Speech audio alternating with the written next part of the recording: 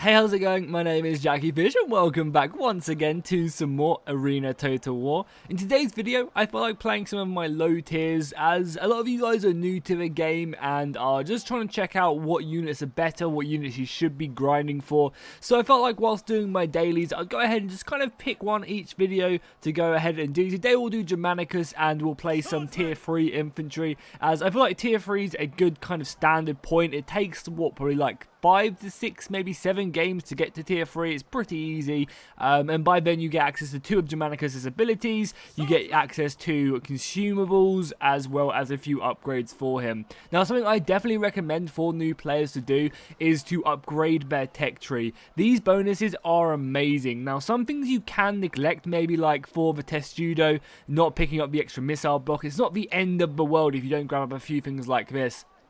However, for heavy infantry charge, stuff like this is really important. Impact damage, movement speed is just so vital when you are playing this game, because if someone you come up against also has all these upgrades, you're going to end up getting beaten back even though you have the exact same units. So doing this, and then obviously you can do that to someone else. If someone else hasn't got their units upgraded, you'll be beating them if they have the exact same units. So definitely, I highly recommend spending your XP. Now, it's expensive, but the buffs you get given in this tech tree are just so important. I mean, if we take a look at all my high tier commanders, for example, we would look at Alexander, you can see that I've got literally everything that is important to him. All these bonuses are huge, because if I come up against someone in a cavalry charge and they have this 9% charge impact and I don't, they're going to end up beating me, and that's going to obviously affect the game and hamper me to beat other people after finishing up this guy. The only thing I don't have at the moment is the cooldown, but that's not really that important. There's a few things you can kind of neglect if you really want to grind towards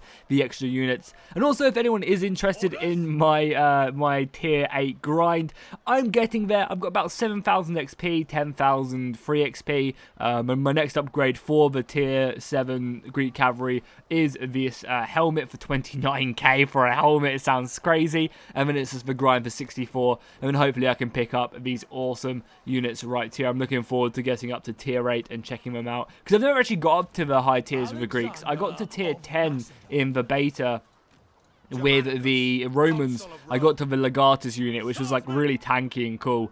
But yeah, so we'll go ahead and jump into a game with Germanicus. Now, with Germanicus, you really want to heavily focus on the weaponsmith, as Germanicus is very much that heavy hitter type of dude who wants to get stuck in and brawl, especially at tier 5 when you get access to Vengeance. Vengeance offers you a huge buff to your melee attack. And one of the things you should always note in Arena Total War is that the bonuses that are given to you by abilities are mostly always percentages. So if you can increase that stat by just that like base stat with consumables, just to give a flat number, then that percentage you're getting from your ability is going to be even greater than it would be normally, because you already have the extra from the consumable. So for example, the weaponsmith gives like plus 8 melee attack on to, let's just say, a base of 80. So now, instead of getting 80 times, or like 80 plus the percent, like 60%, I'm now getting 88 plus the 60%. So it's like a much greater increase, which is really, really nice.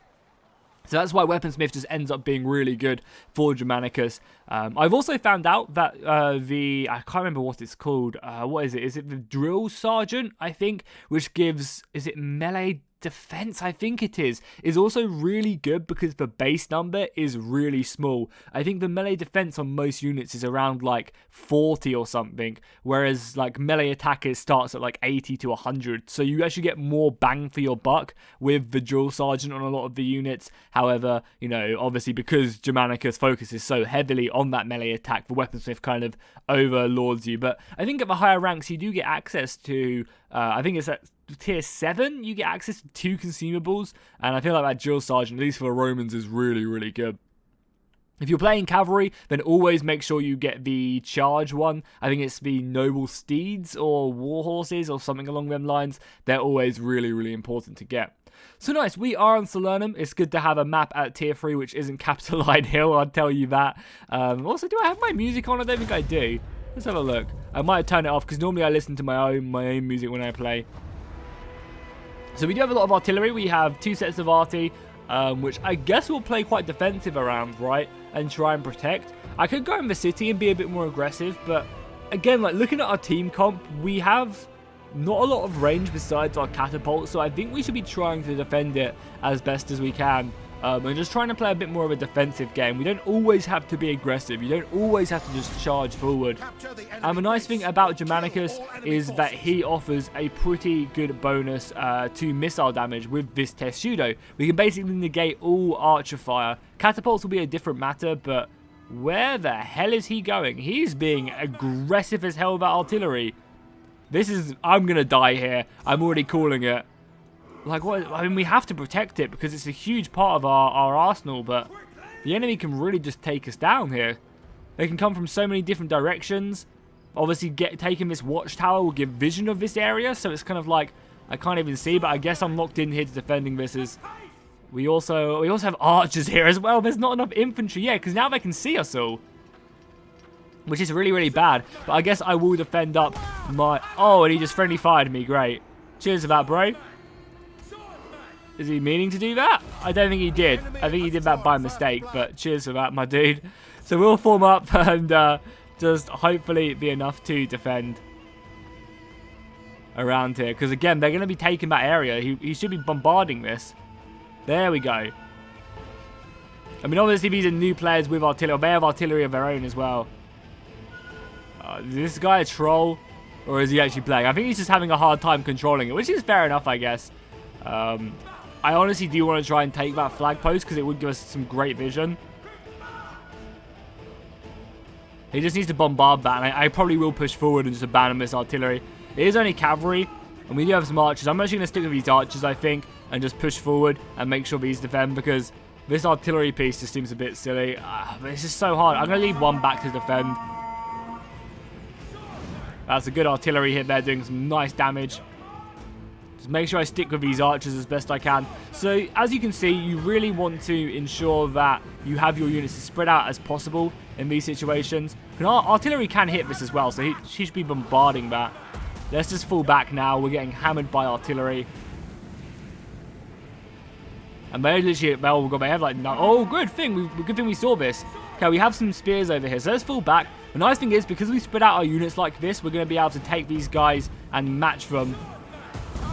Oh my god, this friendly fire though. So let's make our way around the flanks now that we have engaged. Does look like they are being quite open with how they're pushing on me. I can make my unit thin again using that alt key and try and surround these guys as best as possible. I mean, there's not enough infantry here to really defend this off. So I'm going to try and just make sure I can segregate their units as best as I can. You can see I've got around the flank right here. I'm abandoning our archers. There's not really a lot I can do. I think I'd much rather try and win these battles than do anything else. We also have our peeler throw up, so we want to try and use that whenever we can. Nice little javelin toss in the back will weaken them up. Then we'll form up and charge him.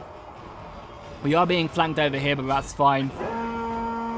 Let's go and make our way in. That's going to be a good charge to push in. Do some good damage, and also it suppresses the flank. We did a lot of damage. So he's actually going to rout right now, which is huge. Let's go. That's an entire unit just routing from the field of battle. And as you can see, they'll get cut down. So you always want to try and make sure you outflank the enemy whenever you can. If you can hold 2 of his units with 1 of yours, that is ideal. Okay, this guy's going to form phalanx with them units. And obviously phalanx is extremely strong from the front. So you never really want to try and be assaulting it unless you know for a fact that you can get around the flank. The good thing is it does look like our artillery did survive. Our barbarians there are hitting these guys in the back. They're turning now, meaning I can now move in. Make sure I'm using my abilities. So yeah, you never want to be... Oh, I got routed here. What the hell? Let's get these guys out. So that's something to note. You can control routing units. Once the unit routes, you can then click on it and tell it what direction to run in, which is really, really important. Because you can save a lot of people if you do that. Again, let's fight here, around the left flank. Our archers are coming in. This unit needs to get its morale back. It's slowly but surely getting it back. No cavalry anywhere to worry about. And as you can see, we're doing a good job here of just like surrounding this one unit.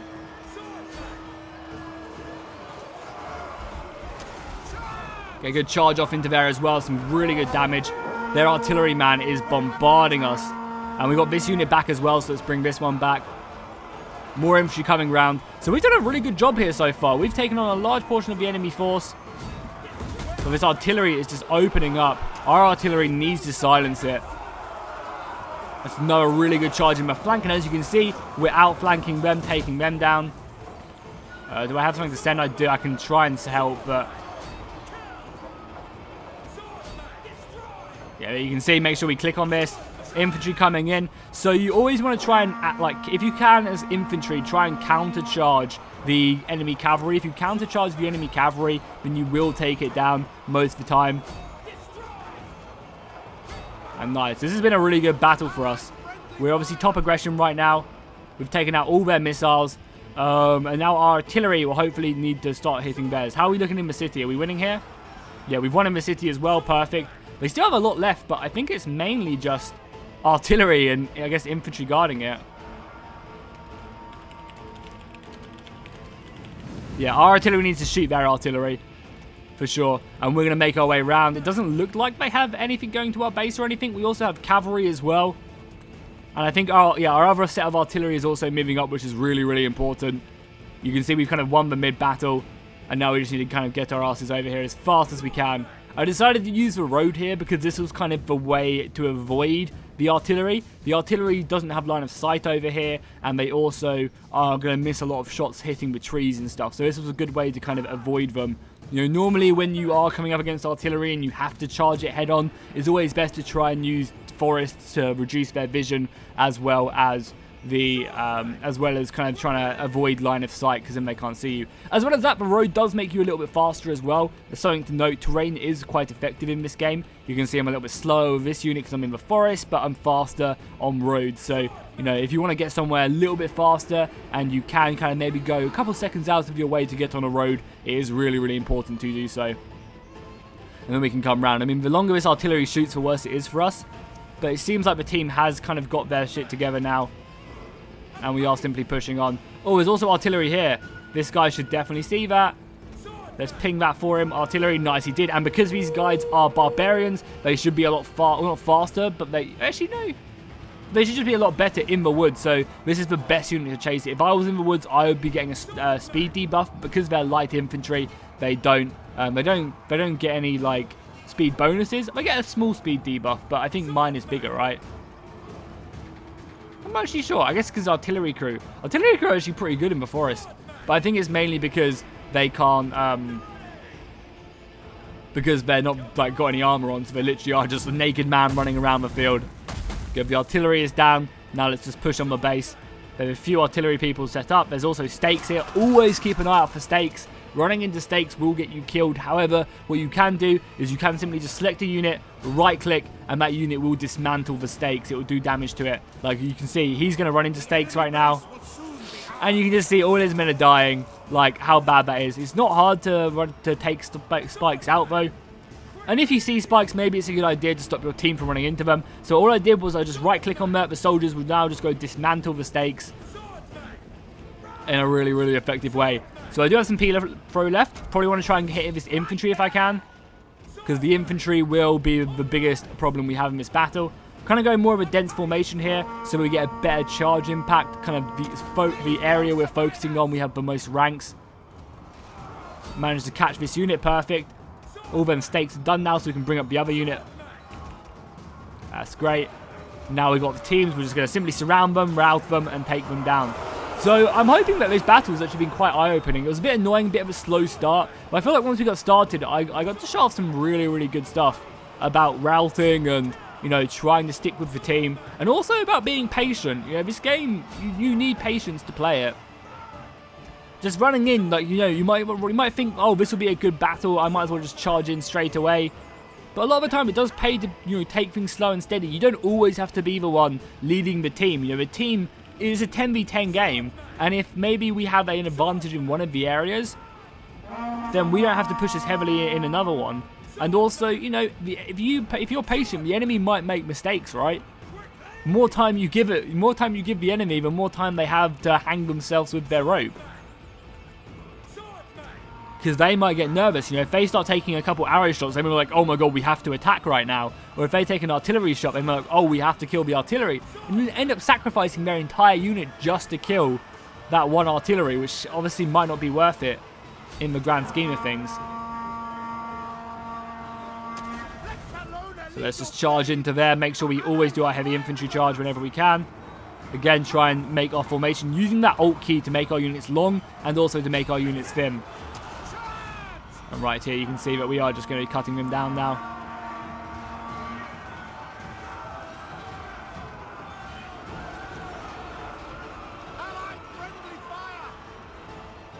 Perfect, let's go around here. Ease game, ease life right there. Nice little victory. And also we got a good score for our daily as well.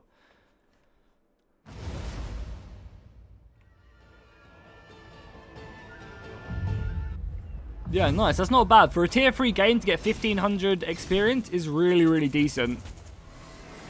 Obviously, our first win of the day really coming up big and helping out. So I'm going to convert that XP because I've obviously already got past tier 3. And that's a really nice thing about gold. Like, obviously, you can easily play without it, but having gold just allows you to convert this XP so I can play on a whole range of units and just funnel it all on my tier 7s by doing this. It's pretty decent. I like having gold just sitting around because I can do these videos where I play on my tier 3s, and obviously that XP would just be wasted if I left it on. You know, I couldn't play tier 3s and then use the XP to advance. And now, you know, obviously it's not the end of the world, you know, playing units as long as you're having fun. That's the main thing. But I like having that gold lying around so I can just kind of play my tier 3s and then still make use of the experience. It can be kind of convenient. But I'm still always working towards it. So let's just jump into another Germanicus game. Make sure we have our consumables. Let's just jump into another one and see if we can get some more stuff done. How do we even do in that battle? Where do we come in the leaderboard? We came 4th. Wow. The cavalry getting 4k aggression. Yeah, Greek cavalry does seem to do very, very well at these lower ranks. Because, you know, the barbarian cavalry can't really stand up to it at these low tiers. Because the Vercingetorix doesn't quite have his defiance yet. So he kind of struggles against Alexander cavalry to kill it quick enough. But we definitely did good. Our artillery didn't really do great. Also, Germanicus artillery piece. How? I mean, I guess that's not the worst thing in the world if you're just looking to level up Germanicus and you want to play artillery. Because obviously every game you play gets the commander a bit more experience, a bit more closer to the next level. So just playing the general in general, no pun intended, is always good because you just kind of level them up and keep increasing their rank. So we are on Capitoline Hill now. We aren't actually in a tier 4 game, so we are the lower tier in this battle. So we're going to have to play more of a passive role, I think, in this engagement. Luckily, it's not like we're a tier 4 to tier 5 game. That matchmaking shouldn't be allowed because the jump from tier 4 to tier 5 is huge because tier 5s get a ton or get all of their ultimate abilities. And if you're a Germanicus at tier 4 coming up against a Germanicus at tier 5, you're going to get destroyed because not only is his unit very tanky, it also has Vengeance now, and Vengeance is so good. So I think what we're going to do is we're going to act more of a defensive force for our archers, probably try and stick with these guys and just defend them. I think that's going to be our best way to victory, as we very much can't really be a frontal force. So I'll see where these guys go, if they take a flank or something, and then just try and defend them. Maybe over here, and them two can go right there, would be perfect.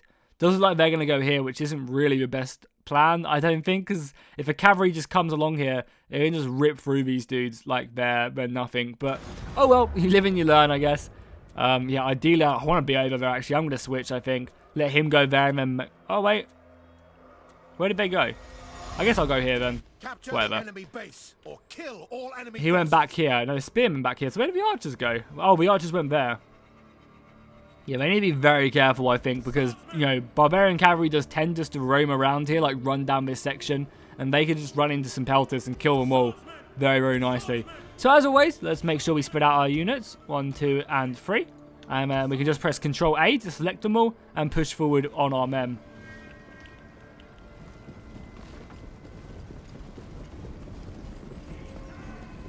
See our infantry pushing on. Behind us, we have a couple units of archers and a unit of pikemen as well. That's going to be quite effective at holding positions. Then we come up against some tier 4 spears. Who are they? They are Leonidas. We can't really fight these guys. And some tier 4 infantry. Tier 4, we can maybe take on the tier 4 Carthaginian infantry. That maybe wouldn't be the worst thing in the world.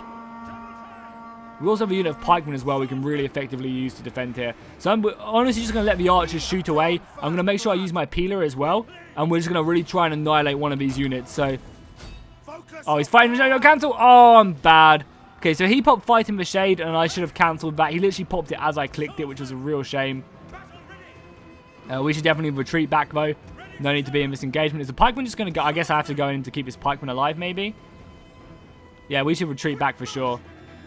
So he popped Fighting Machete, which gives him a huge missile block bonus. And because of that, I shouldn't have thrown my javelins, because throwing my javelins just basically didn't do any damage there, because he is on Fighting Machete. This guy is going in. We have to protect him to protect his flanks. Unfortunately, we have to go in. Ideally, though, I wouldn't mind getting this guy to come in a little bit more. If he wants to go into these pikes, that's fine. I want to try and avoid him as best as I can and then just come in from multiple flanks. Like so. So do that and then come in from behind. We can probably beat this guy if we just surround him like this. That shield bash was beyond painful. But we have surrounded him now, meaning that we're going to be hitting his phalanx from 2 different directions. Now we can bring this unit around as well. Then maybe we can just take down this tier 4. You guys need to be killing this guy quicker. You guys need to come around here. The pikes are still holding, but war dogs rip through pikemen. Nice. We're going to kill this guy. Perfect. So you can see right there, we did a good job there, taking out a tier 4. Straight up for bat, but we need to reform ASAP. Yeah, this is a bad situation for us. Let's just try and avoid them. You guys can come in there, kill the dogs, because we're not that bad at killing dogs, honestly. We can do it. But I think we need to retreat with everyone else, avoid these pikemen. Actually, maybe not, though. Yeah, these hoplites have actually gone completely by themselves right here. So you guys hold them in place. You guys come around there. You guys come around there. We need to try and make sure that we don't get stuck up here, though. If you can, try get around here. Yeah, we'll use our really thin formation right there. Get right around the flank. And you can see, this is the way you dismantle a phalanx. Perfect, like there. Make sure you attack that left flank. You can see right there, we're going to rout it again. This is how you dismantle a phalanx. Just like that. Now, we probably need help down there now, because obviously this unit's going to die.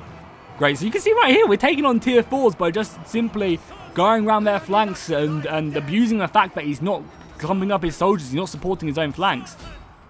Oh, these guys are routed. We are going to run them through, man. Yeah, they're routed for a little while now, so we should be able to kill these guys really quickly.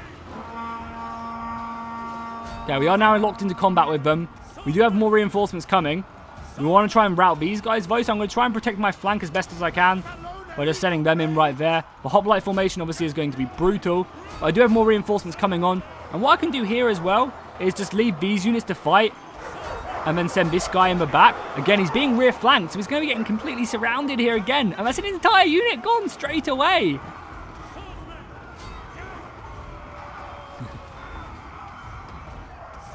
Nice, we did a great job there at dismantling the phalanxes. Perfect, now we just need to make sure we turn. So one of the good things about the Carthaginians is they do get access to formed combat, which is a great kind of formation attack, which really helps you take on, opponents and kind of just stay alive a little bit longer. It makes you tankier. And as you can see, it's going to be a hard fight right here to take these guys out. But I might withdraw through my friendly units right there. Okay, we want to make sure we catch these guys if we can. They're going to try and flee from us. They're going to be faster than us because we are Romans. But if we can get a good charge off on them, which we do, that's a really nice charge. We can take them down. Yeah, we brought out our infantry. We just want to try and get around the flanks of formed combat. The dogs right there are dying. The handlers aren't really the big issue right there. We want to obviously make sure we engage on them. Once the dogs are dead, the handlers are okay, but they're going to get beaten back by even tier 3 Roman infantry. But these have been some good showcase battles. I'm glad these battles are the ones we played because they've shown some really good tactics on how to take out higher tier units. So what do we need to do now? So it's always good to look at the map. I probably should be looking at the map a lot more, honestly. But it's always good to kind of see your surroundings, to see where the enemy are, what flanks need help. At the moment, it does look like we are pushing on the enemy position. It also looks like they have a lot of missiles left, which is not so good. They have, 9 units of missiles, and we have 6 and some javelins. Which I guess isn't the end of the world. We can definitely push, and the nice thing is that if we have testudo, so we can probably just pressure the base right now. I don't think we're or we don't have a chance of us being captured. So let's just push the base, and we can form testudo to avoid the missiles. So we're pretty good, and hopefully our own missiles will push up fairly soon. It does look like at least 4 of their missiles as well, which we can see here, are pretty much non-existent. And we do just have some brave hoplites taking them down. Leonidas himself right there. Oh, it's actually Leonidas archers as well. Leonidas v Leonidas right there. That's hilarious. So one of the things you can also do is if you're not in kind of trouble of fighting anyone any one time soon, you can use your heavy infantry charge as a mobility tool to actually get forward and, you know, to cover a little bit more speed. So we're taking a little bit of missile fire here. Yeah, this is the scariest thing in this battle at the moment, are these archers, but we have enough archers to hopefully deal with that. And we're just going to go to the base and start capping. Because not only does that put pressure on them, it'll probably draw these archers back, draw their attention away from our own archers. Also, these guys are going to be very careful. Because they're going to start getting hit by our own archers. And, you know, sometimes this isn't the best way to do because we have the extra range right now. And they can only shoot with one unit where we're shooting with like 3. Well, he's coming into range of all of them now, which isn't super smart. And you always want to try and avoid clumping up your units like this because at the moment, one volley is hitting all 3 of these guys. Whereas if he was to spread them out, each volley would only be hitting 1 unit. Let's make sure we keep on pushing. And them guys still, yeah, they're still chasing the 1 infantryman. There's a lot of archers still left remaining. Oh, that's a really good charge right there, sending the archers to the ground. Perfect. I guess we'll maybe come and help out in this battle, but it just looks like they kind of have this engagement, so maybe we'll just cap. Maybe it's always better to ensure you win the fight instead of start capping, because you can just cap after you've won the fight, but I feel like at this point, we're very close to winning anyway. So let's just back up, get our back like right here, we'll form testudo as well. So if any missile fire does come in, we should be more than okay. Like so. Yeah, we'll be able to defend ourselves from missile fire. And that's a really good tip as well. Most of the time with testudo, you can negate yourself being decapped by archer fire. Archer fire won't decap you if you're in testudo most of the time, unless it's like, you know, I don't know, some heavy bolts or something. So you can always, and as long as you're showing your front. If you're showing your rear, you can get decapped, but from the front, you're not going to get decapped. So you can kind of almost, if you've just got missiles left, to sit on the cap point and just cap. Because you do get a ton of XP for capping. You know, as it does win games. You know, that is the main goal of the game. You either kill your opponents or you cap. And I just love to cap because, you know, I could kill these units, but I want the extra XP from capping, so I'm going to avoid it. Make sure I turn my formation though, so he can't just shoot me and decap me. Because he could just kind of stutter step right now and shoot me, so just make sure we're always turning. So we have an effective, you know, effective cover, like so. Make sure we turn this unit as well. Oh, you can at low tiers. I guess the missile block just isn't high enough yet. So you can decap. Well, maybe it's probably just because this unit is so small that it can't offer a full testudo. Maybe that's what it is. I don't know, because I'm like 100% sure at the higher ranks you can't decap when someone's in testudo. But yeah, we got a nice score there. What, 5,000 points, 2,500 aggression's pretty decent at these lower tiers. So I'm happy with that. That was a good battle. And I feel like both of them really showed how to play these lower tiers as well as Germanicus Infantry, which is probably the best infantry at these low tiers if played correctly. And you can see this entire time as well, we're getting experience just leveling up Germanicus as well, which is really dope. So that's 2 victories, nice. Does that push up my win rate at all, or are we still at 60? Yeah, it's still at 66%. Well, my Germanicus win rate is also at 66%. That's pretty awesome. You can see that I've played 123 games on Alexander at the moment. Almost 300 games in total already, and the open beta's only been out for like, I don't know, like a week and a half, maybe 2 weeks. I've played a lot. I've played a ton. Closing in on them tier 8s, which will be really, really nice. I'm looking forward to that. But yeah, here we go. So hopefully you guys enjoyed this video. If you did, please drop a like and a comment down below. It really helps out the channel and also gets these videos out there to more people. So I really appreciate it. And if you want to see more Arena on the channel, make sure to hit that like button, as it lets me know that you guys want to see this. And you know, you're going to be checking it out every time I upload it. So just make sure to hit it if you want to see more. There is an entire playlist of Arena content on my channel if you want to watch more videos. And I will see you guys in the next one. And fish out.